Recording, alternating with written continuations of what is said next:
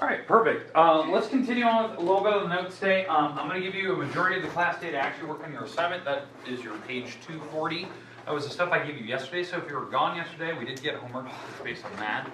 I'll kind of review it as we go through that today. Now, the main thing today is to talk about those properties we discussed yesterday and give you more of a hands-on approach with it, so you can see that it actually does work. Some people just need to see that. They need to physically see that, touch it, see how it works. Okay. All right. So we're going to be continuing this chapter 4.1, but it's actually molding into 4.2 now. 4.2 talks about the angles, so this is like a perfect transition. Okay. So here's how this works. This is one of our first theorems we had yesterday, right? That the angles of any triangle add up to be 180 every time. Now, what type of angle is 180? Straight. Supplementary. What else? Straight. Okay. I think we've used supplementary, straight, linear pair. Those are different words we used for the 180 degrees. Okay. We called, and again, it works for any type of triangle. I just gave you a random one yesterday, and I kind of showed you an example. I think I used 70, 60, and 50. They have to add up to be 180. Just kind of random numbers. And we call this the triangle angle sum theorem. Well, it's one thing seeing it, but it's another thing physically touching it and actually experiencing that with random triangles that are in front of you. And that's what I want to give you today. I want to give you that experience where you can physically touch a triangle and see that it actually does work. It's really kind of weird that it works for every type of triangle. It doesn't matter which one of those 6 types you have. Acute, right obtuse, scalene, isosceles, equilateral. It doesn't matter. So here's what I'm going to do. I'm going to give you a triangle in front of you. I'm going to give you a triangle in front of you. So, these are your personal triangles. You get to keep these. Alright. So, what I'd like you to do, in the middle of your triangle, try to write as neatly as possible. Put your name in the middle of your triangle. You can write right on the triangle itself. There we go. Red, and hand that one back. Got one. Perfect. Everyone's got one? Excellent. Okay, so did everyone get one? Okay, so you got your name on it. All right, that is your personal triangle. What you need to do right now is on the side with your name on it, I would like you to figure out what classification is by its angles. So it's by its angles. And again, you're eyeballing it. I'm not going to give you a tool in front of you. So eyeball, if you have a tool, you can use it, but I'm not going to require that you pull that out. I want to know what type of it is by its angles. Is it acute, right, or obtuse? Those are your 3 options you have. Are you writing it on there? So yeah, you're going to write it physically on that triangle right below your name. So it's an acute triangle. All angles are small. It's obtuse, or it's a right triangle. And again, you're ballparking it. You don't need to be super exact. If it's in the ballpark, call it what it is. Okay? Because I freehand cut, and I want to make sure that everyone had a chance to get one of each type. Okay? So again, you're going to write it on there right in front of you. So again, your options, you are trying to write it by its angles. So it's acute, right, or it's obtuse. So it's got to be one of those 3 types right now. And again, if you want a tool, maybe you want to borrow one of the things from somebody around you, so some people are using them to actually measure. But again, it just had to be in the ballpark. If it's close, call it what it is. So I try to do the best I can and get one of each and every type. Okay. So, what we're going to do, if you have an acute triangle, I'd like you to hold it up. Hold it nice and proud up above you. Okay? See that one? Can you hold that one a different one? Okay. Okay. And I also have an acute. Okay. I agree with all the ones that are being held up. They're all acute. What about if you have a right triangle or something very similar to it? Yeah, those are the other ones. There had to be 4. The reason why it was from one piece of paper, so there had to be at least 4 corners to that piece of paper. So there was 4. Good count. All right, and obtuse. There would be at least a few. Okay. Boom, boom, boom. Anyone not sure? Okay, good. There had to be at least a couple. Okay, now turn it over. So turn it over to the side that does not have your name and does not have acute, right, or obtuse written on it. Okay, so now what you're going to do is you're going to classify it by its side lengths. So now you're going to classify it by, is it scalene, Is it isosceles or is it equilateral? I'm betting on most of these are going to be scaling, okay? Because they're pretty random. Okay, good. Okay, so now put your name on this, and what you're going to do is you're going to just write right on your triangle. That is your triangle. Right is your triangle one of these three types and ballpark it. Now, obviously, I don't have a straight edge for you or a ruler, but I just want to see, roughly what type is it. And again, you can use a little clever thing where you put it on a little piece of paper. If I have my triangle and I want to mark, how long it is, and then turn the triangle and compare. Maybe the two sides are that long. You can do that. You can be clever and get crafty, but eyeball it. Do two walls look the same? Do three? I'm betting on most of them are random, so they're probably mostly scalene. There might be a couple isosceles in there. I might have got lucky and got one that looks really, really close. Now, there's another way to figure out if you have isosceles or equilateral really easily. When you look at an isosceles triangle and you hold it in front of you, like square in front of you, so this is flat against you, if the point is right above the middle of where the wall that's flat against you, if that point's right above it, that's probably isosceles. So if that point is right in the middle of it. And if you turn it and you keep doing that, then it's equilateral. If all three walls are exactly in the middle every time you flip it, then it works. That's how I can turn and I can figure out really easily. All right, so now hold it up if you think you have an equilateral. Equilateral now. I'm expecting probably no one. Okay, because they're randomly cut, so not bad. That was close. Maybe isosceles. I think one of those walls is a little short. What about isosceles? Probably that one. Okay, is there any other isosceles? That's pretty good, actually. That's probably a close one. Any other isosceles, you think? Okay. Now, everyone else should be scaling, right?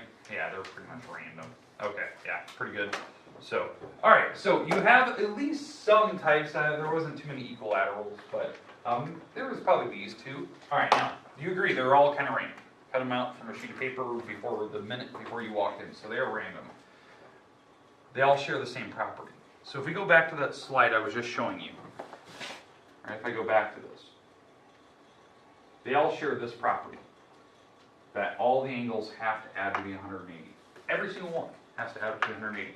To prove my point, and I know this is going to be hard for you to understand, I want you to number the corners. So go to the side with your name where you had it labeled a cube, right, or obtuse. Go to that side. Now, Adam, you walked in late. One of your sides should have been labeled a cube, right, or obtuse. You weren't here for that, but it's fine. So you can figure out what type it is by its angles. Cube, right, or obtuse. Okay, I would like you to number the corners. So just write that little tiny digit in the corner somewhere. Yeah, now if this was my triangle sitting in front of me, it's definitely an acute triangle. So this is Mr. Ward's triangle, Mr. Ward, and it's definitely acute. All the angles are less than 90, so it's definitely an acute triangle. All right, and now this is going to break some of your hearts. We are going to tear our triangle. Now before you start ripping and damaging it and all that good stuff, here's how we're going to do it. You're going to tear off angle number 3, and you're going to tear off angle number 2. Now, before you start tearing, when you tear it off, you need to have a pretty good chunk of it. So I don't want you to tear off like the tiniest little piece, like where you can hardly hold on to it. You need like a tweezer. No, I want you to tear off a piece so you can physically hold them in your hand. So I'm going to do it in front of you just so you can see this. So here's my triangle. I am going to tear a pretty good chunk. That's angle 3. And then I'm going to do the same for angle number 2. So angle number 2 is over here. I'm going to tear it off so I have a pretty good chunk in my hand. And I would like you to place them on your desk, all 3 of them. In fact, I'm going to take mine to the board, just so you can see this. So here's my triangle. It's kind of hard to see this, but I'll do the best I can. So here's my triangle. So there's 1, here's number 2, and here's angle 3 for me. So they're sitting in front of you as of this. Okay. Now, the reason why I had you number them is so you know where the corner was. Because once you start tearing, then you kind of lose track, like, where was the corner? I can't even tell anymore, because these are randomly cut out. So for mine, this was angle number 2, this was angle number 3, and this was angle number 1. I can see where the corners are.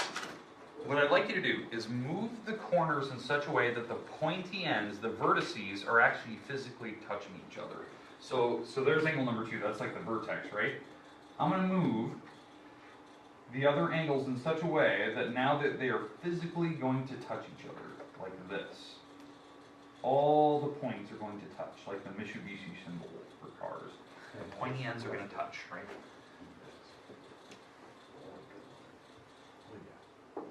Okay, so you got all the vertices touching each other, and hopefully now, how you know you did this right, all those numbers are really close together right now. So all those like 1, 2, and 3s. Okay, now here's what we're going to do. We're going to push them.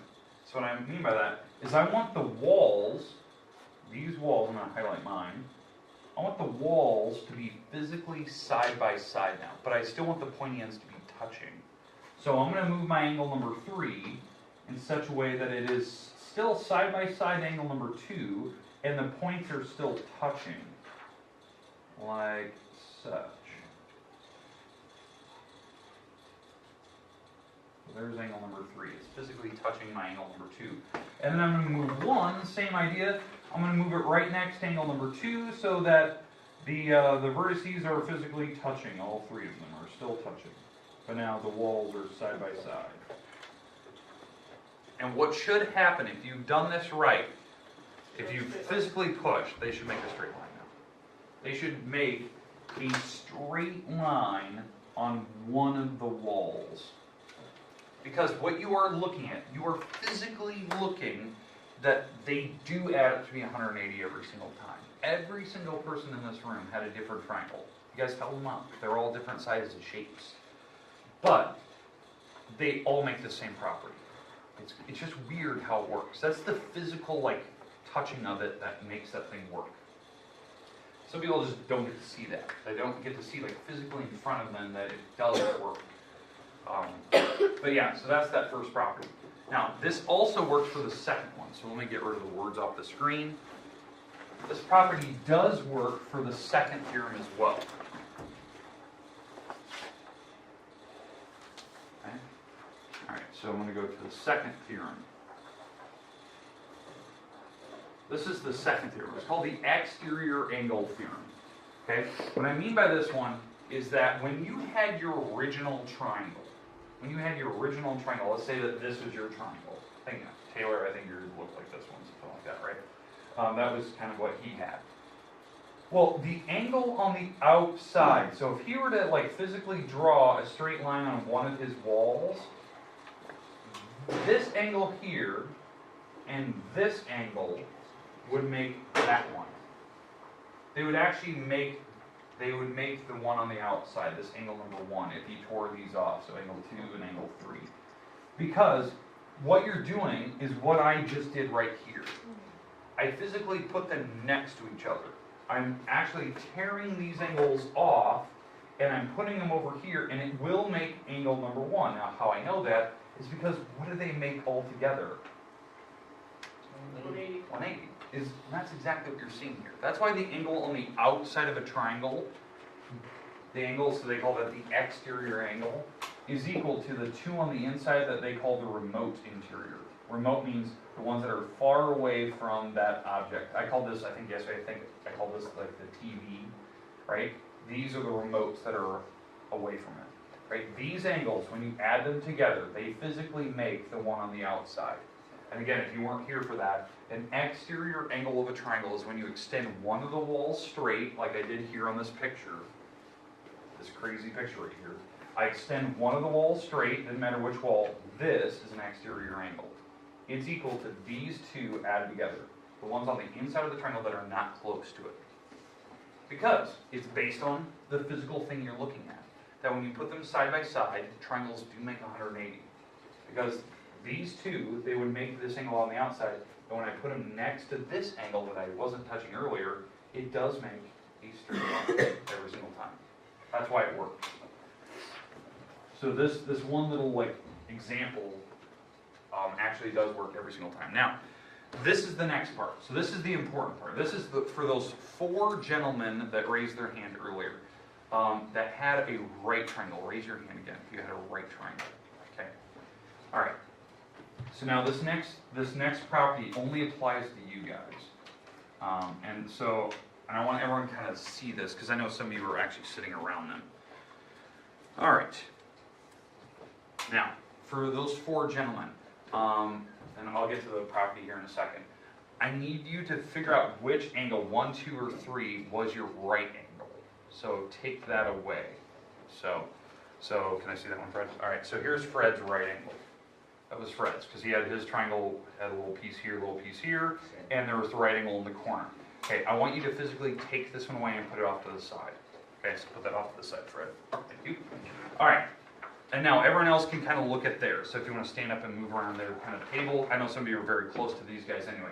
For the other, so the 4 gentlemen here, take the other 2 angles and do what I did earlier. Push the vertices close together, so the 2 remaining ones. Push them close together, and then push them in such a way that the walls are actually physically side by side. So push them side by side. And what should happen here is this next property we had, which said the remaining angles in a right triangle. So if you have a right triangle, which these 4 gentlemen had, the remaining angles are actually complementary. The 2 smaller angles that are left, the acute angles, actually make 90 degrees. So when you gentlemen took your 2 triangles, or your 2 angles that were left, and you pushed them together, did it make a perfect L shape when they were pushed together? Okay, and it should match the other one that you actually took away. It should physically make it. Okay, actually not too bad. Yeah, they actually do make pretty good. That's your right angle. Push those 2 together. There you go. So they do make the L shape. That's actually pretty good. So yeah, they do make the L shape. So if you want to see what they're kind of looking at, that they're actually looking at this property right in front of them. The 2 remaining angles do make an L shape. In fact, how you can check, because you guys tore this angle off earlier, right? You can take this angle and put it right on top of the other 2 and see that it actually perfectly fits right on top. It's like a puzzle piece. They actually fit together perfectly. Okay, so that was our corollary yesterday, right? Remember, corollaries are like additional properties. They're nothing new, but they are additional stuff we can learn. Okay? And then the last thing was, did anyone in this room have an obtuse triangle? Raise your hand if you had obtuse. Okay? Okay, I would like you, so those 3 gentlemen, I think, Taylor, you had an obtuse, I think. One of your angles was pretty big. So for these 4 gentlemen, hold up the obtuse angle, the big one that you guys had. Okay? Yeah, like those are huge angles, right? The 2 remaining ones for those gentlemen, these select 4 gentlemen, the remaining ones should have been small, correct? The ones that are left on your desk, they're very tiny looking. Because that's what this one's saying. In any triangle, there can be at most either a right angle, my 4 gentlemen here, or one obtuse. It's one or the other. You either had right or you had obtuse. There was no combination of both. Like, so for these 4 gentlemen that had the right, and for the 4 gentlemen that had the obtuse, did you guys have a combination of right and obtuse? No, there was no way you could have had that, right? There was only one. So if you had obtuse, you had one angle. If you had a right, you only had one of those. Everything else should have been smaller. And that's what this corollary is saying. You either have right or obtuse, or you don't have any at all. There's no mixing and matching them together. Okay, questions, comments about that property? And then everyone else had acute, right? So all your angles were kind of smaller. Okay, today, you had homework, right? That was the homework I gave you yesterday. Okay, this assignment is due Monday. So it's due Monday. That's what I kind of warned you of. That's this Monday coming up. It's 4 through 13, number 15, 16 through 26 evens, 30 through 37, 40 through 42. Okay? It's due Monday. Remember, you only have 6 words you can pick from for that homework. Scalene, isosceles, equilateral, acute, right, or obtuse. That's it. You only have 6 words to pick from. Those are your answers. You just have to look at what is the direction asking for. Is it asking for the sides? Is it asking for the angles? Or does it want both? Okay, understand? You have the rest of the day to work.